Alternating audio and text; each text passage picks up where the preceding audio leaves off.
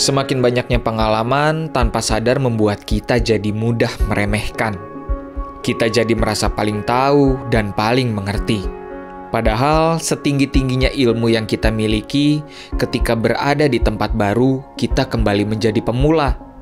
Hakikinya, alam raya tak mengenal senioritas.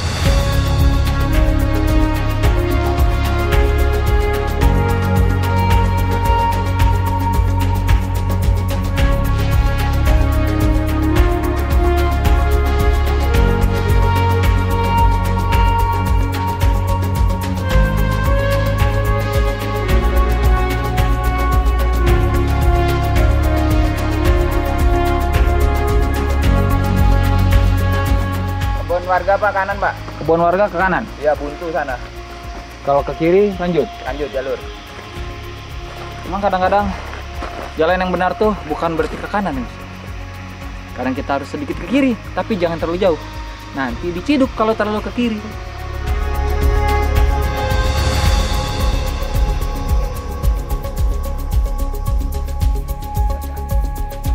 Sisanya camp 1 sampai camp 9. Tapi belum tentu itu tempatnya bisa buat ngecamp, itu hanya namanya aja. Sebagai tanda. Nama tidak selalu berarti sama dengan kenyataan aslinya. Ada yang namanya nama baik, ternyata orangnya tidak baik. Ada yang terlihat baik, ternyata kelakuannya belum tentu baik. Sama seperti ini namanya camp 1. Kita sudah senang bisa ngecamp, ternyata tidak bisa. Ada juga yang seolah-olah membuka pintu hatinya, ternyata kuncinya di bawah masa lalunya. Sedih. Tim atap negeri mulai mendaki. Jalur menyempit, kemudian kembali luas. Kami perlu menyusuri kebun sebelum masuk ke dalam pintu rimba. Jalur yang tingkat kecuramannya biasa saja berubah terjal. Lumayan membuat pegal. Untung saja tidak banyak barang yang mesti kami bawa. Sebab di tempat kami akan ngecamp sudah tersedia barang-barang Mbah Kipli, termasuk logistik dan tenda. Kalau dari jauh tidak begitu terlihat. Nah, apa ini? Kawan-kawan ada yang tahu ini hewan apa? Atau lebih tepatnya serangga apa? Untuk logistik sendiri sudah diantarkan lebih dulu oleh kawan-kawan Mbah Kipli. Ada hal unik yang saya sadari. Di jalur tidak ada pendaki lain. Benar-benar hanya ada kami berempat. Kalaupun berpapasan, itu hanya dengan tim Mbah Kipli yang berjalan pulang seberes mengantar logistik. Seperti biasa, cuaca yang panas menghalangi pendakian. Udah berapa kali ya hawa yang panas, cuaca yang panas. Memang rata-rata seperti itu gunung di Indonesia. Tapi lucunya ini kan sebenarnya kalau di Bandung sendiri sedang musim-musimnya hujan ya. Tapi di sini cerah sekali. Seperti mestaku. Panjangannya tuh. Semesta suka menikung. Karena kalau sudah bukan jalannya, apapun yang terjadi bisa jadi tikung. Benar gak? Padahal harusnya jangan sampai kita menganggap hidup ini balapan. Harusnya apa? Karena kalau balapan itu kesatu kita jadi saling menikung. Kedua, ketika kita balapan, kita mengejar mimpinya jadi terburu-buru dan tidak matang, dan seringkali mudah terjatuh. Mungkin beberapa mimpi tidak seharusnya dikejar, tapi harus didaki.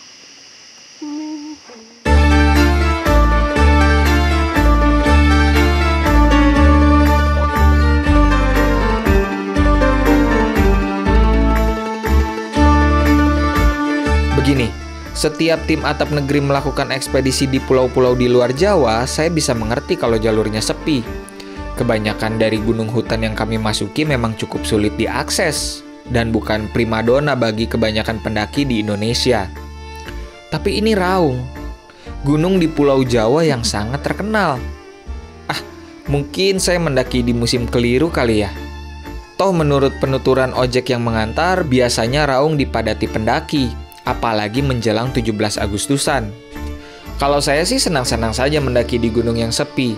Yang kurang senang pastilah orang-orang yang menggantungkan hidupnya dari pendakian Gunung Raung. Termasuk para guide, porter, pemilik base camp, pemilik minimarket lokal, dan lain sebagainya. Sebenarnya gue juga pernah Pak dulu, waktu belum nikah ya. Iya. Tapi biasanya setelah turun gunung tuh biasa lagi. Maksudnya ini teori gue aja ya. Mungkin bukan cuma cowok tapi juga semua orang gitu merasakan ketika cinlok di gunung itu, karena pertama di gunung itu situasi. Jadi orang ini yang paling bisa diandalkan. Betul. Mungkin nggak? Jadi kayak kita cuma bisa mengandalkan dia. Dia merasa membutuhkan kita. Nah ini tidak terbatas gender ya, tapi ketika kita merasa dibutuhkan kan, waduh gue seneng banget ngerasa dibutuhin.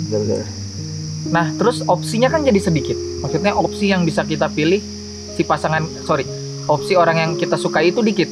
Misalkan di gunung yang sepi mungkin cuma ada 3 perempuan, 4 laki-laki gitu. Terus kan ya cuma sedikit yang opsi kita untuk suka sama orang. Ketika kita turun gunung, terus kita pulang ke rumah masing-masing, memang ada baiknya perasaan itu ditinggalkan saja di base camp. Karena ketika kita sudah pulang ke rumah masing-masing, opsi ini pilihan kita kan jadi banyak lagi. Apa yang kita lihat jadi banyak lagi. Lawan jenis yang kita temui jadi banyak lagi. Orang-orang yang kita temui di media sosial jadi lebih banyak lagi. Perasaan yang kita miliki di gunung itu jadi, oh ternyata mungkin cuma sementara aja. Meskipun ini tidak menutup kemungkinan banyak juga yang jadi sampai panjang. Bahkan ada teman saya dulu nih Pak, kisah nyata. Dulu teman saya yang bareng saya di Semeru itu nikah sampai sekarang. Berjodoh berarti ya Pak? Berjodoh. Jadi tidak semuanya juga yang cuma cinlok. Tapi kalau bisa memang jangan sampai jangan sampai terbawa perasaan sendirian lah. Siapa tahu cuma memang terbawa suasana aja. Ketika sudah menemui keramaian lagi, menemui banyak orang lagi, ya kita jadi banyak opsi lagi, jadi banyak yang bisa kita sukai lagi. Makanya ada pepatah bijak yang bilang jatuh cinta di gunung silakan saja, tapi tinggalkan perasaanmu di base camp. Jangan dibawa pulang. Kalau bucin sendirian nggak enak ya Pak? Wah jangan. Bucin sendirian itu ibarat main catur Pak. Kenapa? Gak enak sendirian. Enaknya berdua. Sendiri. Gimana Mang Bet? Dah lah. Kami sesekali berbincang, mencoba mengeluarkan pendapat walau dalam bentuk gurauan. Dalam sebuah obrolan, Kipli bercerita tentang betapa dirinya menyayangkan beredarnya kabar di media sosial bahwa jalur pendakian Raung seseram dan sesulit itu. Padahal menurut Kipli, Gunung Raung tidak semenakutkan itu asal kita mempersiapkan fisik dan mental dengan baik. Walau tentu saja tak ada gunung dimanapun yang boleh digampangkan. Cerah ceria tiba-tiba berganti kabut. Barulah terasa dinginnya suasana. Depan sudah mulai berkabut ya. Semakin gelap di sini. Matahari yang panas juga terasa hilang begitu saja. Sekarang dingin banget, Miss. Padahal ketinggian baru 1.500-an ya. 1.600-an, oh pantas dingin. Semoga tidak hujan ya. Let's go.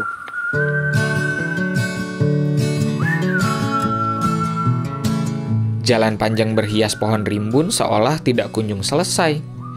Dipikir-pikir saya jarang melihat bagian Raung yang ini di media sosial. Bagian hutan lebatnya loh. Biasanya di Google hanya akan dipertontonkan bagian jalur bebatuan yang ekstrim atau keindahan puncak jika kita mengetik kata Gunung Raung. In the well I dug myself, 'cause I fell under that spell, and the fireflies in the sky spelled my name in lights. All the hope I... Mungkin karena trek panjang ini terbilang kurang menarik dan membosankan? Entahlah. Namun bukankah kita membutuhkan rasa bosan untuk menumbuhkan kreativitas?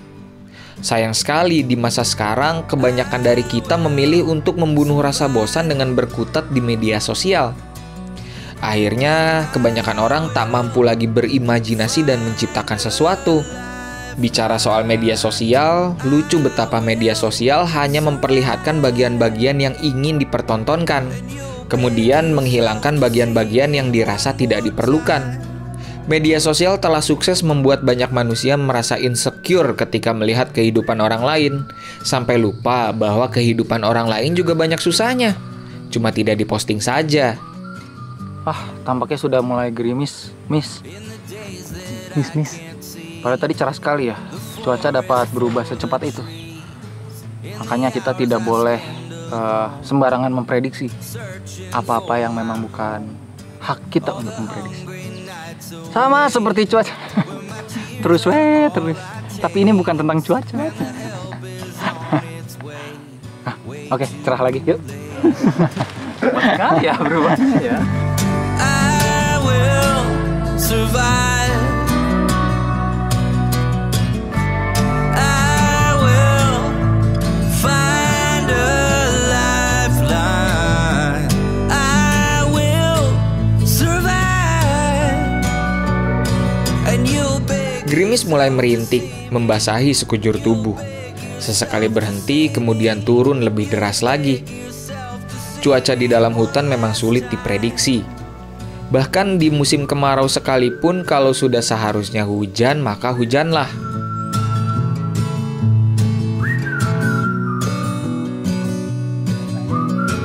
Bakwan jagung and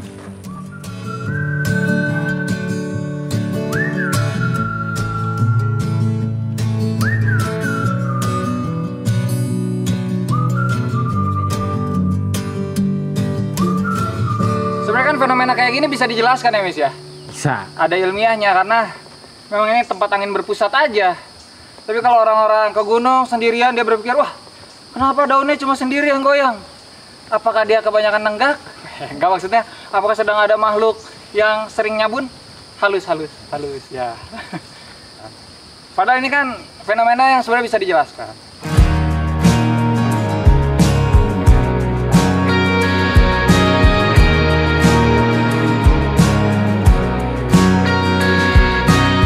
Oke kawan-kawan, kita udah nyampe ke Camp 5.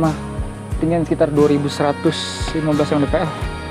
Kalau dari titik kita berangkat tadi, dari ojek menurunkan udah sekitar 1 kilo vertikal ke atas. Kita istirahat dulu deh. Cuaca cedem-cedem syahdu. Kenapa raung? Kalau cuaca kayak gini memang saya sudah jadi ingin bersajak. Kasih kata-kata hari ini. kata-kata hari ini. Kabutnya tebal sehingga menutupi effortmu kepadanya. Wah.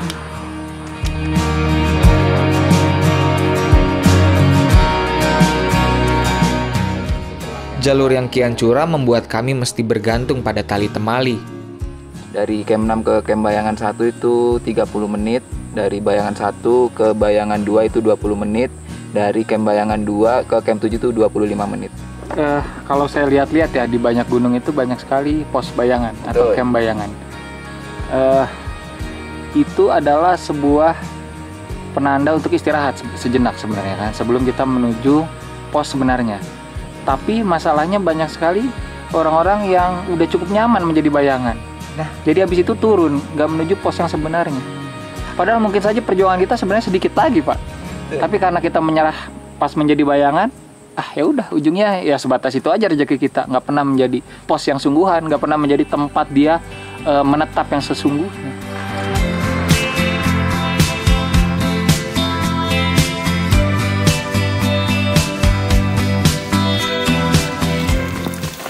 Ternyata bener basah tuh. Oh iya, segera ketahuan. Iya. Udah. Ada plastik nggak, Mang? Ada yang punya plastik? Hujan yang kian deras membuyarkan lamunan. Setelah lama berjalan, pukul 5 sore kami berempat tiba di pos 7. Pos ini berada di ketinggian sekitar 2.500-an mdpl. Camp ini disebut Pondok Rasta. Ini yang jadi masalah, kan basah ke dalam-dalam, Miss. Sebenarnya itu juga yang jadi bahan pemikiran kalau mendaki ya. Karena sepatu waterproof juga percuma kalau air mengalir dari celana. Iya. Menuju kaos kaki basah, jadi sepatu waterproof, tapi air masuk dari atas. Nah, kita lihat. Aduh. Waduh. Wah, gawat. Kaos kakinya sih bawa ganti, Miss. Masalahnya kan sepatunya basah. Masih ada 800-an meter vertikal lagi yang harus ditempuh untuk menuju puncak. Tapi itu urusan esok hari. Urusan sekarang adalah melucuti pakaian dan alat-alat yang sudah basah kuyup. Karena rencananya kami akan menginap di sini. Pendakian Keraung ini saya akui saya banyak sekali lalai. Karena lupa bawa sarung tangan daki. Terus celana kan semalam dipakai tidur. Nah, saya lupa bawa ke sini habis mandi. Cuma ya banyak lalainya lah. Harusnya lebih diperbaiki. Dan itu terjadi karena pure kesalahan saya. menganggap, nah inilah manusia itu sulit lepas dari rasa sombong. Karena merasa, wah udah kemana-mana, udah biasa, udah sering pendakian yang mungkin lebih panjang. Kita lupa bahwa kita tidak bisa meremehkan gunung. Kata beberapa senior juga kan bilang gitu, semakin sering orang mendaki, itu tuh tingkat kehati-hatiannya berkurang. Benar juga. Di pendakian kali ini saya terbilang sangat ceroboh, meremehkan Gunung Raung karena merasa sudah kemana-mana, sampai lupa bahwa beberapa hal kecil yang perannya diperlukan. Ketika dihantam hujan, semua hal sederhana yang tidak terbawa jadi terasa andilnya. Padahal sebelumnya sudah saya bilang ya, tak ada gunung yang boleh digampangkan. Aduh, saya tertampar oleh paham sendiri. Langit semakin redup. Di antara dinginnya suhu, kami menghangatkan diri dengan canda tawa dan masakan Mbah Kipli yang terbilang enak. Memakai jasanya benar-benar pelayanan ekstra. Selamat pagi kawan-kawan. Ini udah jam sekitar 1:30 lewat. Terlambat ya. Tadi sempat bangun jam 1:30 cuma untuk matiin alarm. Tidur enak banget dari jam 7 malam. Tapi akan menghadapi ketidakenakan karena pakaian basah.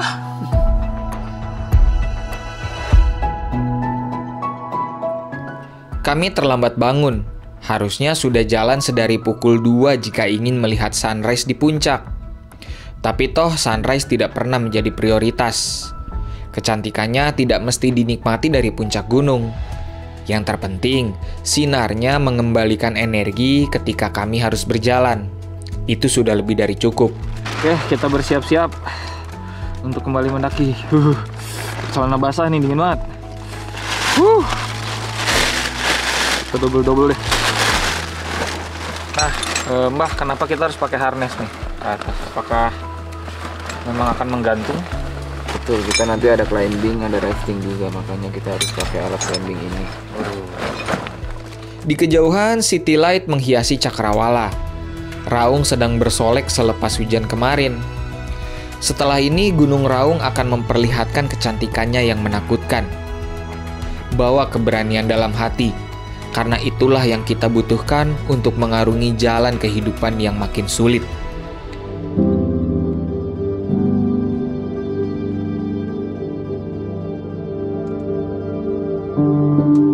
Suasana teramat tenang, hati saya yang tidak. Semalam ketika sejenak ada sinyal, saya sempat menegur ibu yang berulang kali berusaha video call. Di antara sulitnya sinyal, saya mengirim pesan pada ibu. Saya bilang sedang susah dihubungi. Kalau ada apa-apa, tulis saja. Bodohnya saya lupa bahwa ibu sudah kesulitan mengetik di layar. Saya teringat di antara banyaknya typo, ada 2 hal yang beliau tulis. Pertama, ingin dibawakan keripik kesukaannya. Beliau kangen makan keripik. Kedua, permintaan maaf karena sudah mengganggu saya. Di kemudian hari, penyesalan inilah yang membuat saya kesulitan mengedit video Gunung Raung. Saya butuh waktu banyak untuk menghela napas. Hingga kemudian, saya membaca sebuah buku yang cukup membantu dalam memulihkan hati yang hancur ini. Judulnya, Seorang Pria yang Melalui Duka dengan Mencuci Piring. Judulnya memang unik, tapi isinya sangat baik. Di salah satu bab, Dr. Andreas Kurniawan, sang penulis buku, berkata, "Tenang saja, kamu pasti menyesal." Dipikir-pikir, iya juga. Kita semua akan menyesal atas apa-apa yang seharusnya kita perbuat atau tidak kita perbuat sewaktu seseorang yang kita sayangi masih ada. Penyesalan memang perlu, sebagai tanda bahwa kita masih punya perasaan. Tapi pahamilah bahwa semua bertempat di masa lalu. Berandai-andai ingin mengubah sesuatu yang tidak bisa lagi diubah adalah hal yang sia-sia. Setidaknya itulah yang saya coba tekankan setiap kali diri ini mempertanyakan kenapa tidak bisa berusaha lebih baik lagi, atau kenapa ibu harus pergi. Saya kemudian tiba pada satu kesimpulan, tidak pernah ada waktu yang tepat untuk berpisah.